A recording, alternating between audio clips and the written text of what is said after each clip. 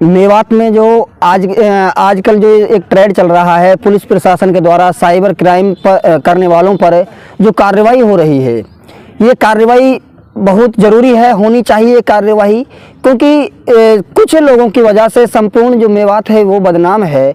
और यहाँ जो आम नागरिक है, एक ईमानदार व्यक्ति है, उसका भी जीना मुश्किल हो रहा है और पुलिस को इस तरह से कार्रवाई करनी चाहिए। लेकिन इस कार्रवाई में कई समस्याएं हैं, कई अड़चन हैं, कई प्रश्न बड़े हैं कि क्या पुलिस प्रशासन के द्वारा इस तरह से कार्रवाई किए जाने पर क्या वो क्राइम को समाप्त कर पाएगी। क्या एक प्रश्न ये भी बनता है कि क्या पुलिस प्रशासन भी इस क्राइम में शामिल है। क्या कहीं ना कहीं पुलिस प्रशासन और जो बैंकिंग प्रणाली है वो भी कहीं ना कहीं साइबर क्राइम में शामिल है। ऐसा नहीं है कि केवल क्राइम करने वालों ने आम लोगों ने ही क्राइम को बढ़ावा दिया हो। मैं आपको उदाहरण देना चाहूँगा कि जो कस्बे हैं, जैसे उन कस्बों में एक बार आप देखिए कितने एटीएम लगे हुए हैं। हमारे यहाँ पर भरतपुर जिले में जो सीगरी तहसील है, पूरी तहसील में एक एटीएम मशीन लगी हुई है। उसके बाद आप गाँव में जाइए, एक एक गाँव में 4-4 एटीएम मशीन है। किसने लगाई हैं? वो मैंने लगाई हैं वो मशीनें, या फिर उन ओलेक्स चलाने वालों ने मशीनें लगाई हैं। किसने लगाई वो मशीनें?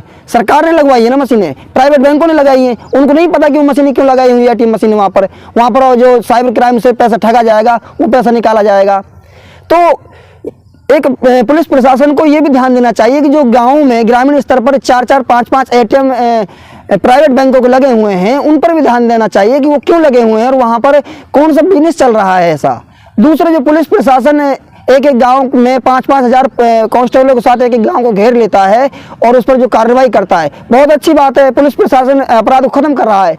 लेकिन एक प्रश्न ये भी बनता है उसमें, एक जो पूरा गांव है उसकी गरिमा को ये भी ठेस पहुंचती है कि फला गांव को पुलिस प्रशासन ने घेरा। क्यों घेरा? क्योंकि अपराधियों को पकड़ने के लिए गई थी पुलिस।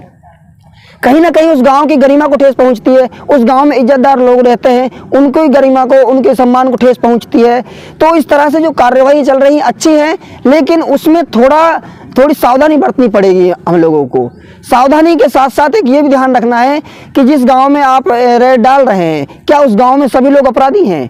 क्या पुलिस प्रशासन के द्वारा गिरफ्तार किए गए सभी लोग अपराधी हैं? उनके खिलाफ ठोस सबूत हैं आपके पास?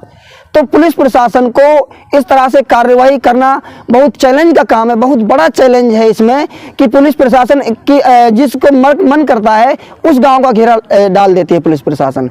बड़ा चैलेंज ये है कि कैसे आप एक जो बेकसूर लोग हैं उनको कैसे उसमें से निकालोगे, ये बड़ा प्रश्न है।